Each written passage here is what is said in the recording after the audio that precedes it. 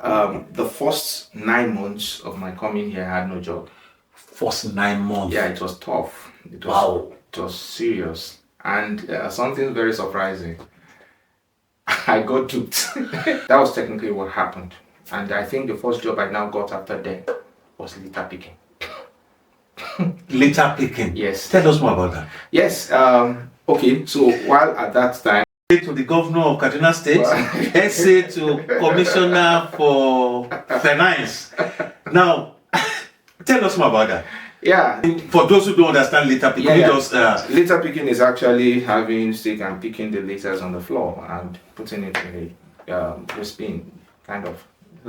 yeah. It is real. The struggle is real, and at that time when there was nothing, as a man, you just want to have a contribution in the house.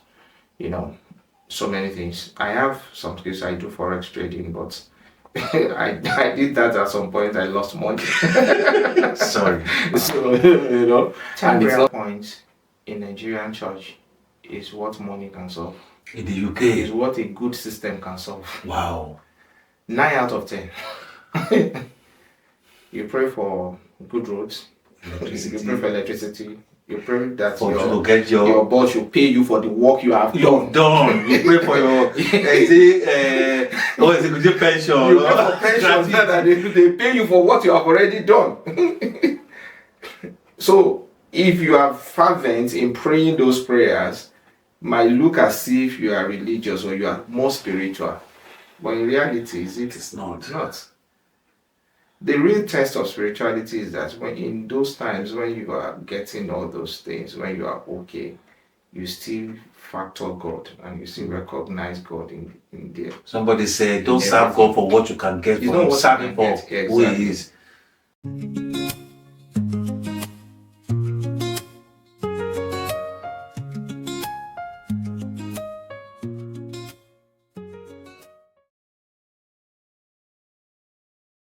Traveling out of Nigeria is a dream for many, but the reality is something only a few truly understands.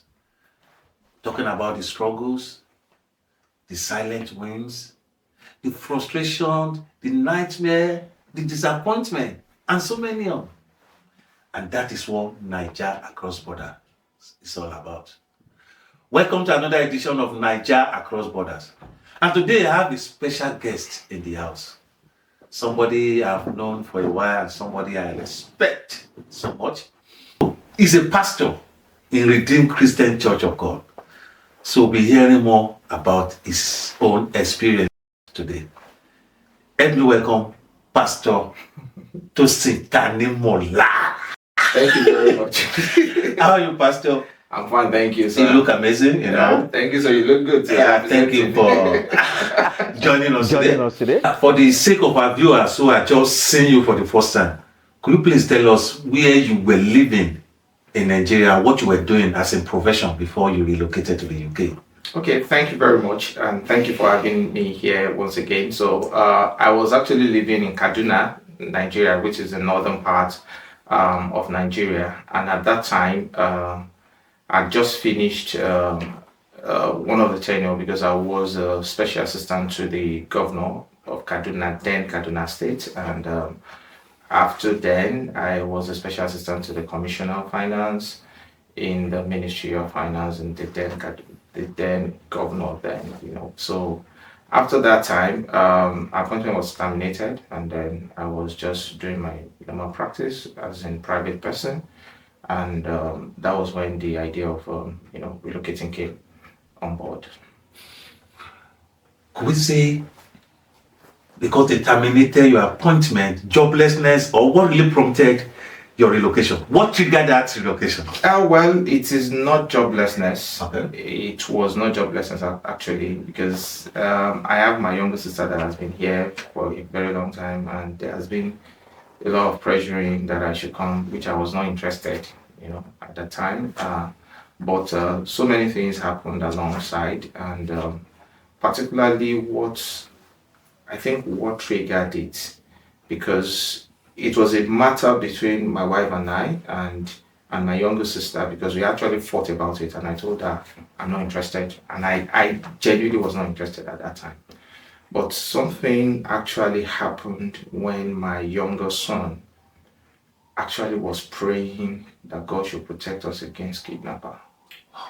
And that thing broke me, because if a 4-year-old child 4 years understands what kidnapping means, I imagine what kind damage it can do to his psychology. And that was why I had everything. So in summary now, should we say insecurity triggered? Yes, insecurity triggered it. Yeah, because I'm very, very big on your environment. I'm very big on what enters into your mindset, what you think about, what triggers the information you have, because as a man thinketh in his heart so is he. So I see. And the information that you have in your mind will influence your thinking. There is no how you want to do it, and your environment you live in will also contribute to the information that goes into your mind. Okay, well, maybe let's take a step further. What was the biggest challenge you faced when you first stepped into this country? Oh wow, a very big challenge. A very big Please challenge. tell us about because the first 9 months of my coming here, I had no job. First 9 months. Yeah, it was tough. It was serious, and something very surprising. I got duped. Not necessarily duped like that, but I had underestimated or overrated the country. I just felt like, okay, I dropped down my guard. So I got a job on Indeed, and I applied for the job genuinely. Looked as if it was a genuine job. I never knew that I was being used. How did you survive for 9 months? Yes. Family man. So as at that time, when I got that job, I was very happy. It was work from home. I wanted that. I wanted a balance of taking care of the kids. And my wife was working. So at that time, it was only my wife that was working. So we're only surviving on her salary, and that's a shout out to her. Honestly, it was a tough time, even as a man not having anything to do in this kind of UK where your bills are monthly. So when I got that particular one and I was rushed into it, and I really did not think about the implication and how this process, because I just felt like, oh, it is UK where I don't think there will be any kind of, I saw this thing on Indeed that was a reputable platform and stuff like that. I went to Gov.uk, I saw the name, it was a registered company. I didn't know what was happening. I never realized it until the bank froze my account. And they said they were going to take me. So I gathered all the evidences and documents. I don't know anything about it. And that was how I was scared. Please, could you tell us more about this disappointment? Just because we're seeing a bit. What really happened? So I got the job. It was a 20 hours job, on Indeed, which as a student, you are only entitled for 20 hours, So when I got it, it was more like a very good opportunity. It was indeed recommended for me. I applied, my CV was okay. And then I got the person, they did a phone interview, I called and they told me, the training, they sent me training package on my email that I'll go through it. And they even asked questions after the training to ensure that like a normal interview. So I did not think, so what now I have never had any story of anything. What now happened? So what happened was they said they will transfer money through my account. And I really did not even think of anything at that time. So they would tell me where to transfer it to, and they were doing some kind of this thing. And only for me to later discover that because the money flowed through my account and there was a report and my account was frozen. So I gathered all our communications, all our emails, everything I could think of, all the gov.uk investigation that I know to do, because I thought once you just go to gov.uk and you see any registered companies, most of the security checks are there. I never knew there are many people that are registered companies and still doing sort of things, But it is what it is. And after I complained and everything, so the bank now messaged me that I should not worry, everything is sorted. I think in fairness to you, you even did your own work to really check. Yeah, I did what in my little way. I think I was barely. But when you paid salary, they promised to before you apply for the job. Were you paid at any point, as in either allowance or salary? Yes, at some point they paid an allowance, but everything was frozen, so I didn't really get anything. Yeah. Sorry. I didn't get anything. So everything was frozen because at the long run they discovered that because at some point after the whole thing, I couldn't communicate with the person again. Yeah, I ring the number was not going again, the WhatsApp was not going, and every other thing. I think this is also an avenue to tell our viewers that it's not only Nigeria that is involving. Yeah, absolutely. Yes, Absolutely. It's not maybe I Nigeria. should say it's common in Nigeria, but just to let you know, UK or Canada or America is not heaven. And even in some aspect, maybe Nigeria is still even okay. It's not my People fall position to say. victim of these things, and just imagine someone that's just new in the UK and just looking to settle down. So that made me even scared of actually looking for a job. Okay, if I may ask now, what is one thing you wished somebody had told you back then in Nigeria before moving to the UK? Now that you are facing the reality.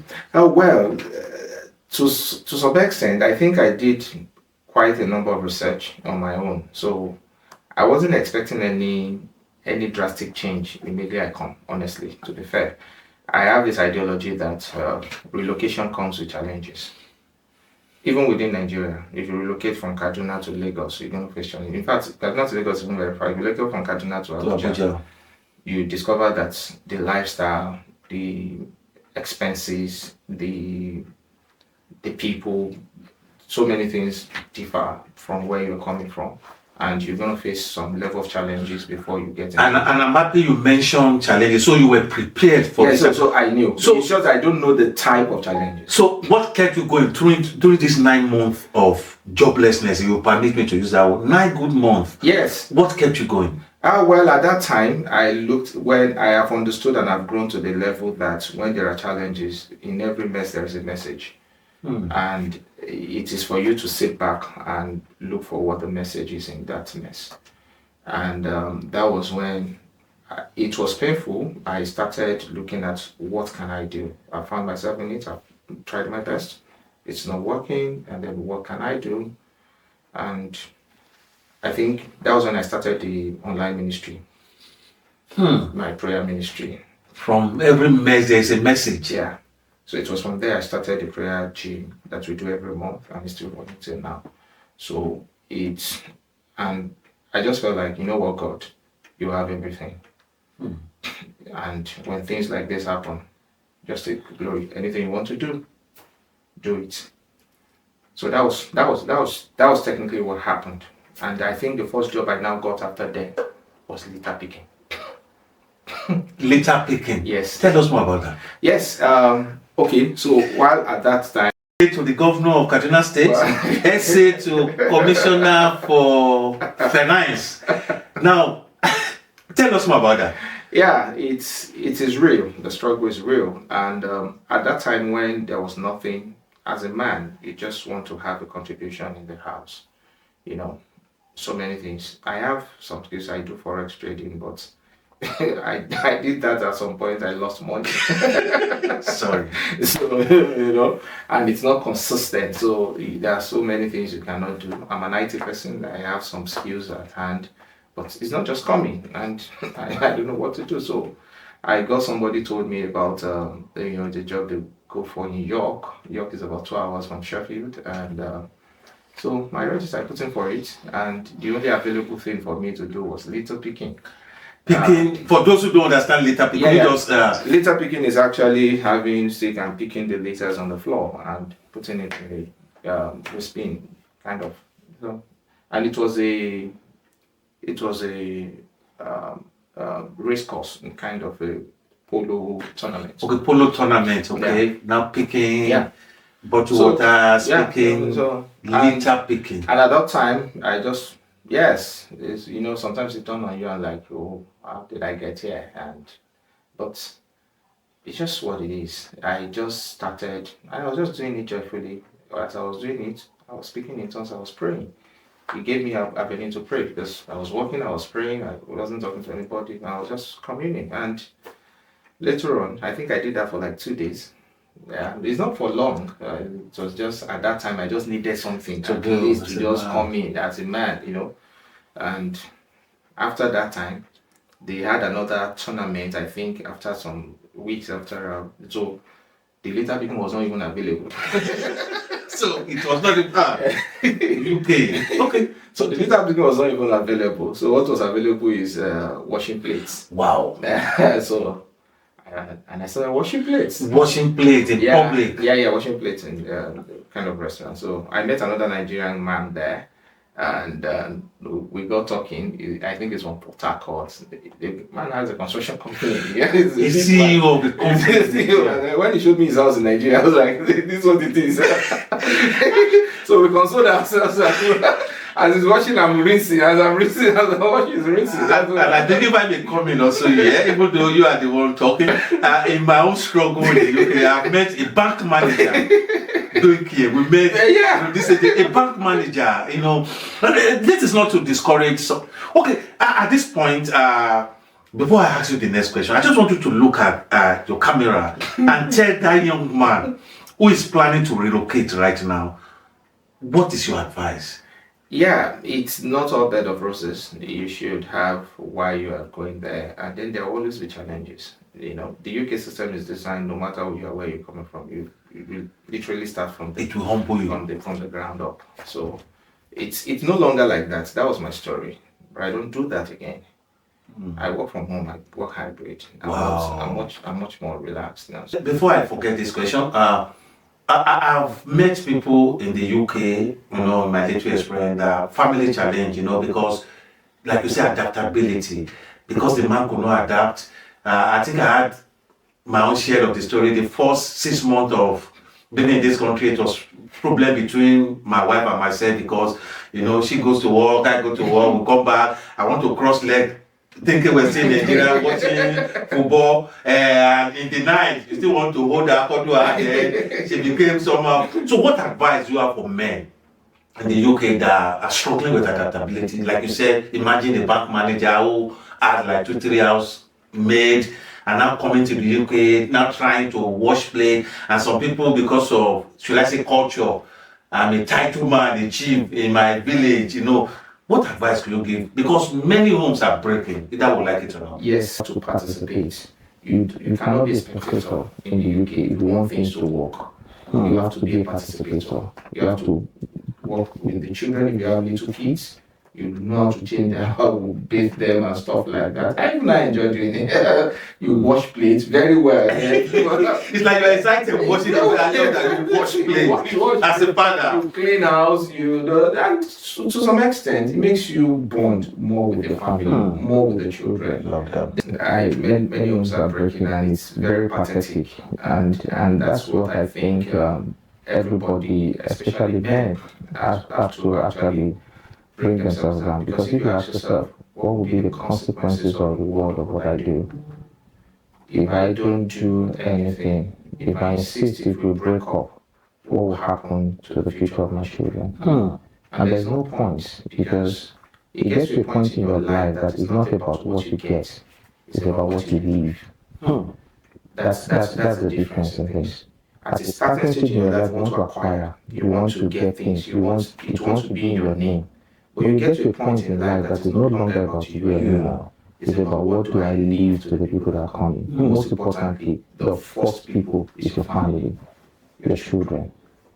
So anything you are doing, decisions you are making it with the mindset of what happens to their children. What happens to. So if you don't learn to adapt to certain things, to make things intentionally work, nothing just gets done by itself. You have to be intentional about it. So no price is too big to pay for your children. Yeah. For the happiness of your children. Thank you. Let me ask this funny question. And as a pastor, I want you to be sincere. I got to know that UK could be somehow boring, no romance, you know, your wife is going to work. Somebody even told me a story that sometimes for like 10 days, maybe he didn't set his eyes on his wife, not because the wife was in the hospital, but because before he gets back home, the wife has gone to work. Before the wife comes back, maybe he's doing night, the wife is doing day. How do you manage romance, you know? Is there any Konji. I hope you understand what is called Konji. Is there Konji in the UK? Yeah, well, people say there is. Yeah, but the reality for me, and I thank God for it. I think I'm more bonded with my wife and my family than I used to be in Nigeria. Really? Yeah. So just like I said, when you adapt and you plan things out, there are basic things that actually cause the problem. Apart from the cultural point of view in terms of man and woman, finance is also a major issue in most of the homes. Yeah, so I think for me, yes, it's stressful, but we still have time. We still plan it. You still planning. So it's all about planning. It's all about planning. So I don't believe your wife will be available for you because from little you've told us, you are available for her in the kitchen. And when the man is available for his wife in the kitchen, the wife will be available for him in the other room. Am I communicating? Yeah, sure. Because these are some of. And I want you to also talk to men. Yeah, sometimes. Like I'm not saying I'm not perfect, but just like I said, is your ability to adapt to the situation on ground. Sometimes she comes back from home and she's tired, and the only thing I have to do is to cook and give to her. It doesn't take anything from me. And it makes her happy. It might be little, but the gesture and the heart is something. And I know how stressful, and that's the truth, I know how stressful the work is. So I work from home or hybrid. I go to work twice a week. She goes to work, she does nights. She's doing the night because there needs to be a balance between the family and home. Going for nights is not easy. You go for nights now. It's not easy. It's not like Nigeria that you sleep out from the hours.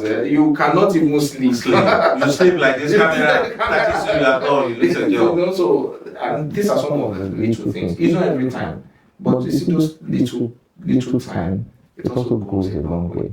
Sometimes it's not actually what you do, it's the heart you use in doing it.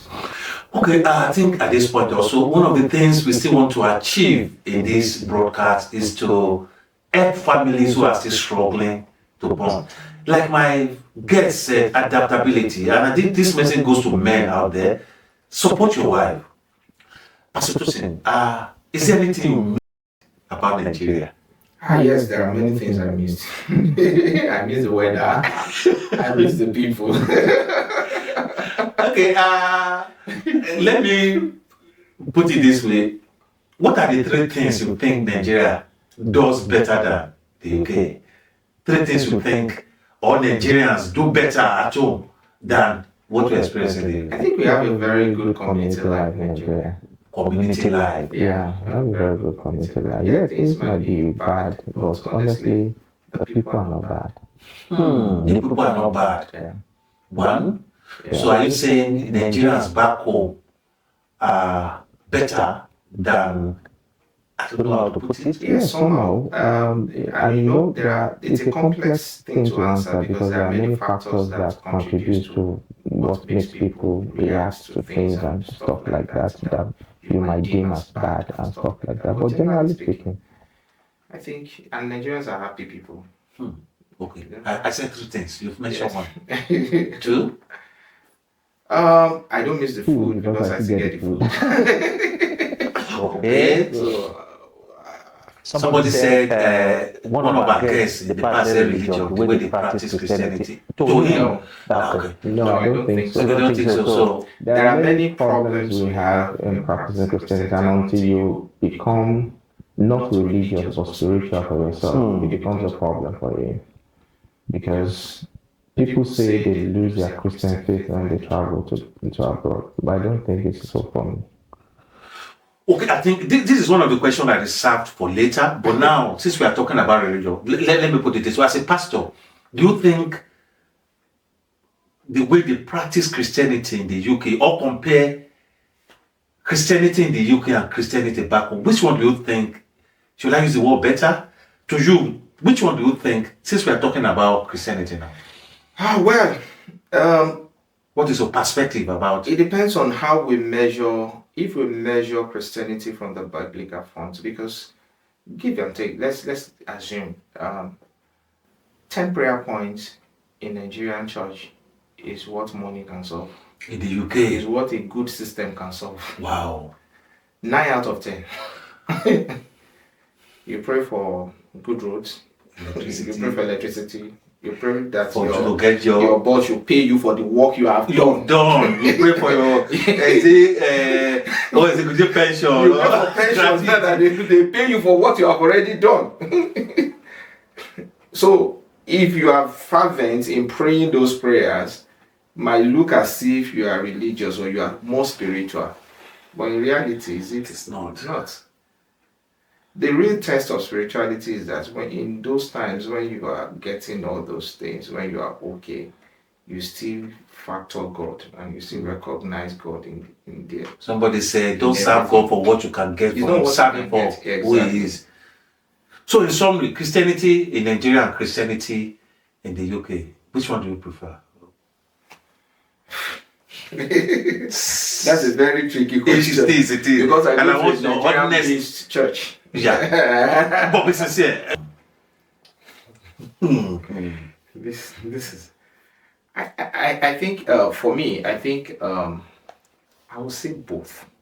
You know why I said it? Let me give you a reason why I said it. Okay. You see, if I was in Nigeria, and I was very diligent, I go to every prayer in the morning, every weekly activities. I attend every session. I go for vigil.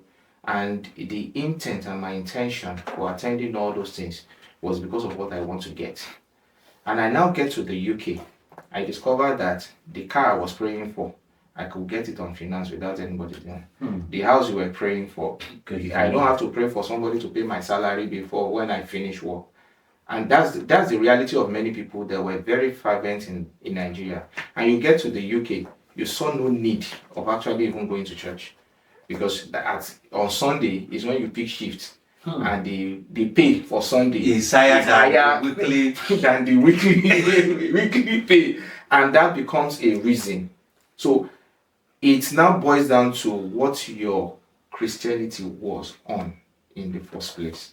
So does it mean that if Nigeria was better off, if the system was there, and the economy was good, how many people would be in church that would have even now used it as a measure of Christianity, of growth of Christianity? How many people would be if the same thing you could access in this place that the system has put in place and the government, would people still be that committed that we see them as weekly activities, vigil and everything? I think we'll leave it at that place. Okay, let me ask you a few more questions. Personal question now. Are you fulfilled considering what you are doing right now? Are you fulfilled? Are you happy with what you are doing? Are you fulfilled? Because fulfillment is different from enjoyment. I do say fulfillment is different from enjoyment. Some people may have the money, have the cars, the houses, but they are not fulfilled. While some people maybe just a car. Some may not even have the car, but they are fulfilled. You as a person, are you fulfilled? Not totally fulfilled yet because I've not achieved everything, but I'm on the pathway. And what you celebrate is that you're already on the road to it. And generally speaking, by the special grace of God, my wife and I as a family, we used to have a foundation that was struggling. And we picked up very well. That is fulfillment. I love that. We have a total charitable foundation. We have a presence in Kaduna. We have a presence in Adamawa. Wow. And we are starting a presence in Abuja. Wow. Seeing the lives being changed as a result of the little effort you put is a fulfillment. I ask this question because I'm a victim. I like saying it the way it is. If you are not careful, you will lose your identity in the UK or abroad. And so many people, so many visionaries, so many great people with great passion, once they relocate, I've met many, they forget about. So that's why I asked that question. And now that we're talking about this, could you please speak more? And I want you to also use this platform to encourage, as a pastor, not just as a pastor. I know you. Let's use this platform to also encourage somebody. Don't lose your identity.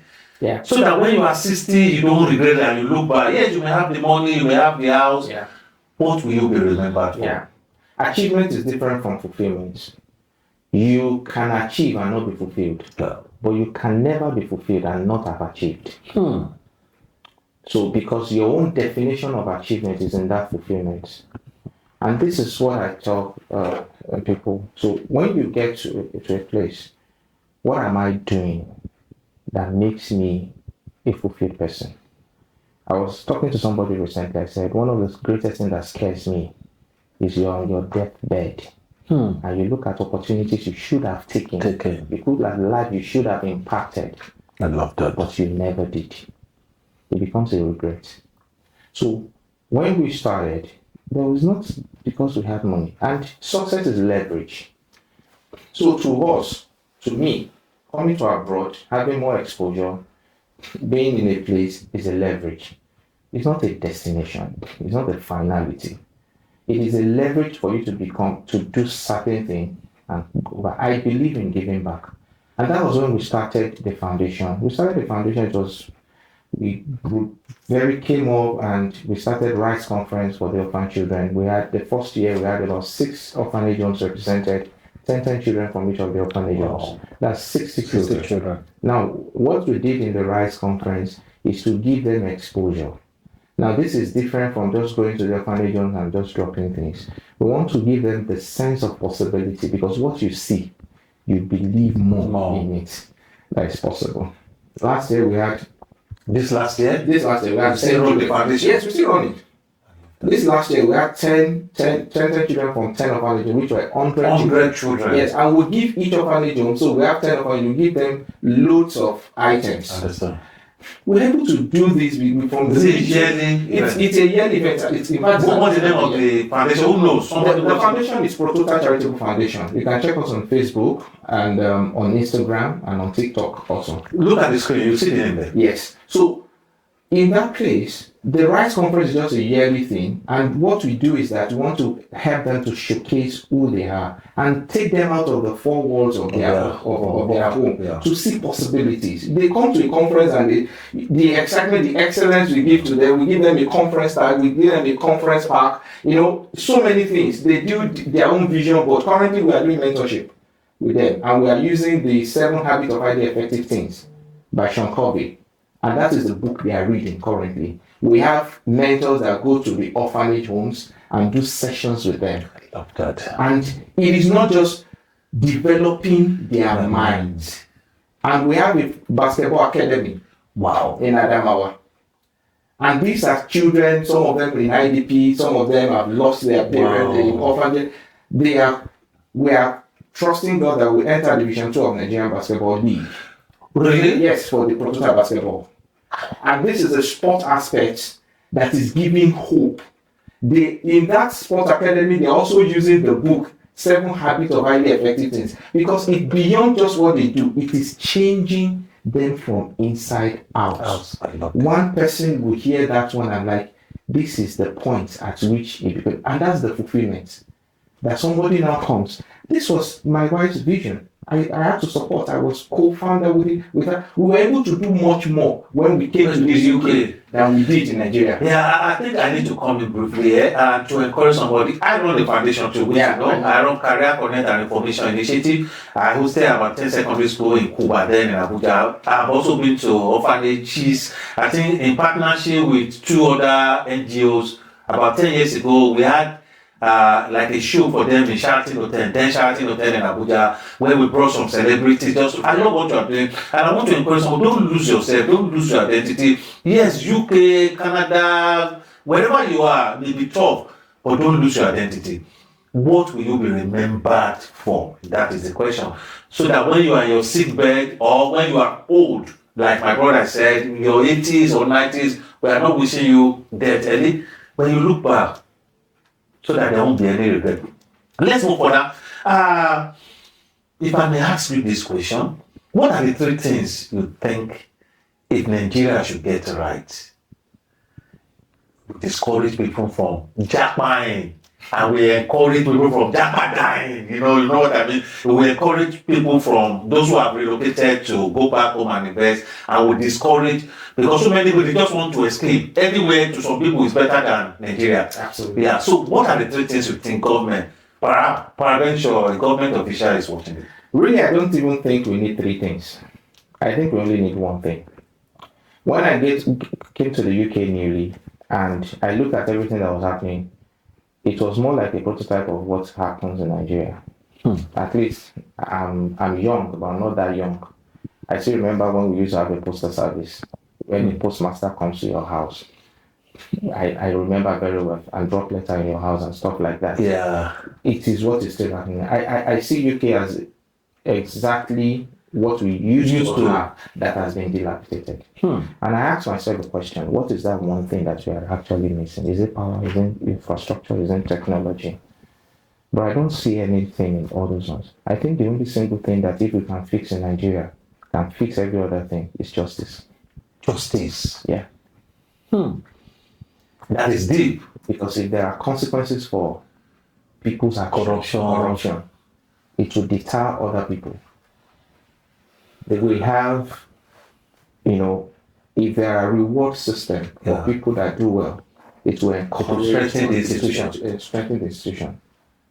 If we can fix our justice system, every other thing that we're talking about will put in place. The power system will come in place.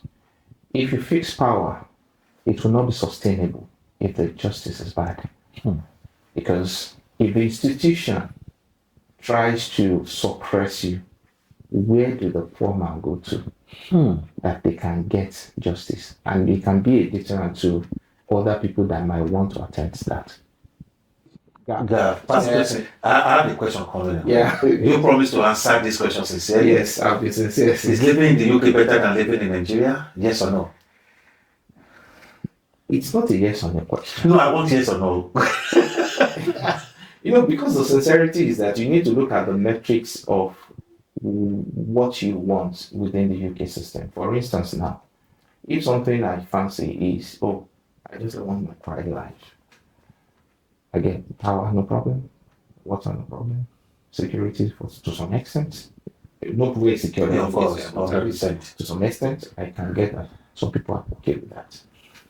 Some people are not okay with the entertainment aspect of it, parties. Yeah, because these are some of the things. So when if you say UK better is relative, you confirm me that.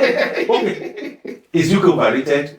Yes or no? This one I want yes or no answer. Is UK overrated? I want a yes or no answer, please. And if I may catch you in one of your statements unconsciously, you've given the answer. Is UK overrated? As we are winding down. If I will pick between yes and no, I will pick yes. I will pick yes. Why did you pick that? We'll say answer? A lot of expectations. It's not as glamorous as people think it needs to be, really. And but if we also want to look at judging between overrating and this thing, you have to look at what metrics are you measuring it with. But I said if on a general term, I would say it's overrated because when you come, everybody believe UK is this, UK is that. There are still some places you still go to, you still saw some things that the so-called there are still things that people still do that like in this kind of environment also. So I think it's overrated. But generally speaking, I think one thing which also have is that we should know that there is nothing new everywhere. No, there is no perfect place. There is no perfect place. That's just the thing. There is no perfect place. No matter how, even the Nigeria we're talking about, no matter how Nigeria wants to be good, there will still be some flaws. Even in this UK, there's still some natives that still tell you that it is worse how it is now than how it used to be. So, this is still Naija Across Borders, where we go beyond just the journey and we explore the reality of the struggles, the silent wins, and those challenges that men face in the UK. And we are still on with our guest, Oluwatosin Tanimola. What next from here? What next?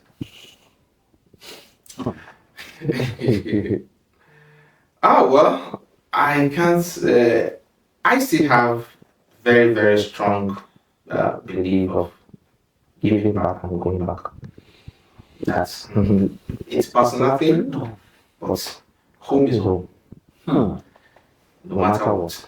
But But the the most most important important thing thing is, is, as as I I said said the the other other time, time, I I said said some some opportunities opportunities come come as as a a leverage. leverage. Life Life is a is a leverage. leverage, Really. really. So So if if you you success success is is leverage, leverage, you you leverage leverage on on systems, systems, you you leverage leverage on on people, people, you you leverage leverage on on finances, finances, you you leverage leverage on on resources resources and and opportunities. opportunities.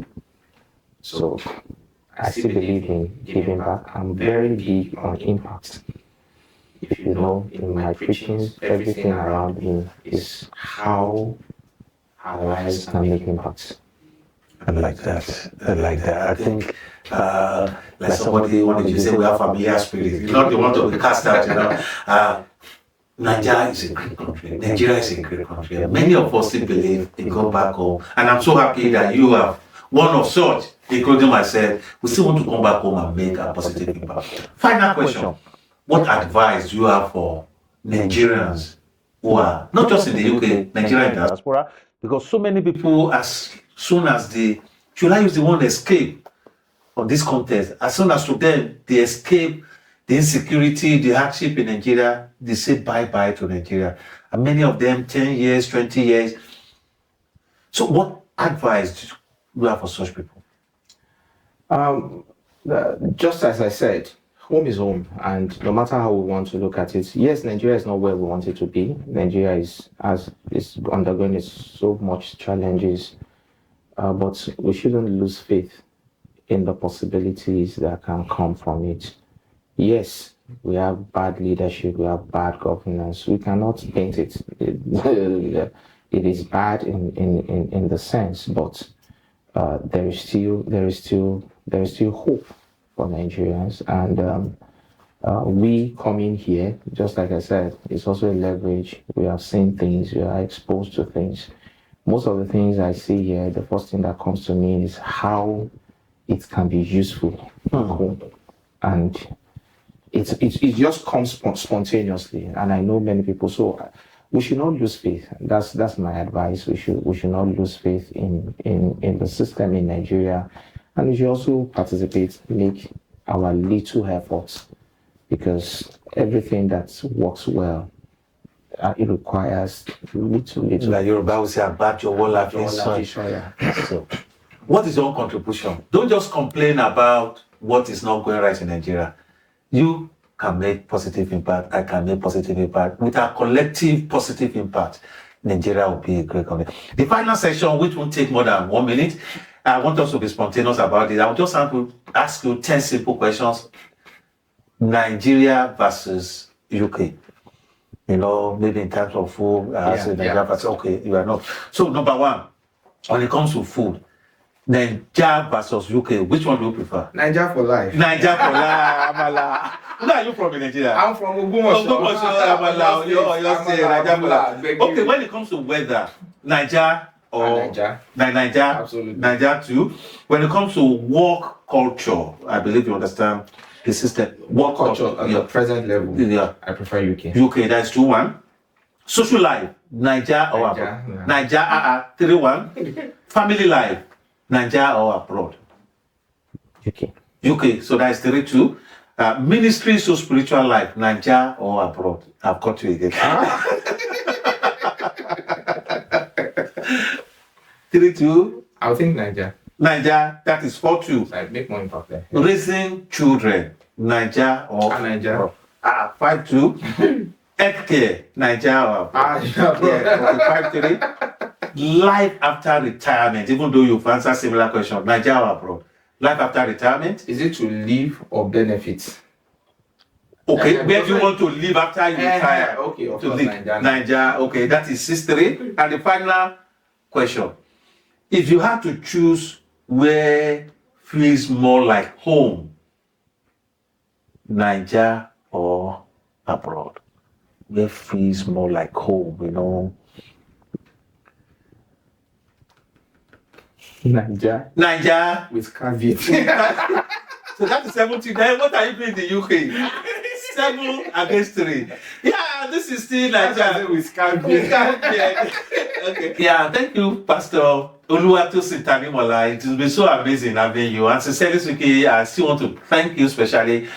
This is still a new podcast. I won't deny that. And so many people, when you call them, they think you are just starting, they don't want to show up. But for you, believing in what we are just starting, you are part of this story from inception. Thank you for honoring our invitation. And this session has been so amazing. And this is Naija Across Borders, where we go beyond just the journey and we explore the struggles, the silent wins, and the disappointment that people face abroad. It's a weekly podcast. I want to be with you next week on this same channel. And don't forget, if this story inspires you, you can share it, share the story. And if you want to tell your story, you are living either in the UK, Canada, USA, Dubai, anywhere outside Nigeria, you want to share your own story, and your story has great potential to impact our audience. Please reach out to us on the number showing on the screen. And don't forget, wherever you are, in any part of the world, never forget home. Naija for life. Thank you for watching. As I hope to be with you next week. I still remain my humble self, Ayo. And bye for now. Thank you.